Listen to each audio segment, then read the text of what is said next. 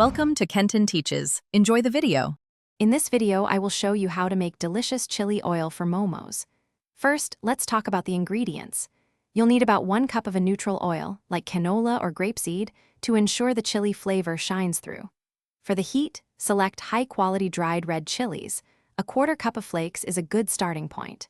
Don't forget aromatics such as fresh ginger, garlic, and a few pieces of star anise to build a rich flavor profile. These simple components are the foundation of a fantastic chili oil. Now, let's infuse our oil with incredible aromatics. Pour about 1 cup of your chosen neutral oil into a small saucepan. Heat it gently over medium-low heat until it reaches around 160 degrees Celsius or 325 degrees Fahrenheit. Add your prepared ginger, garlic, and star anise. Let these simmer slowly for about 15 to 20 minutes, allowing their flavors to deeply infuse the oil. Once fragrant and lightly browned, carefully remove and discard the aromatics. This is the exciting part where the chili oil truly comes alive. In a heat-proof bowl, combine about 1/4 cup of dried chili flakes and a pinch of salt.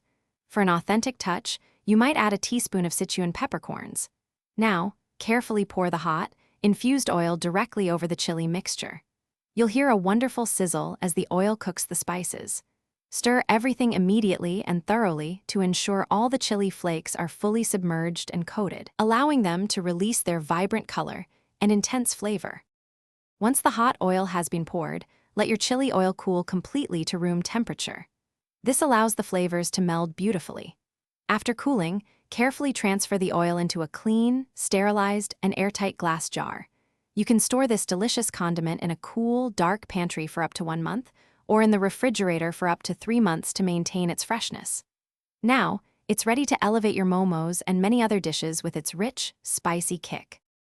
Thanks for watching. Please subscribe if this video was helpful.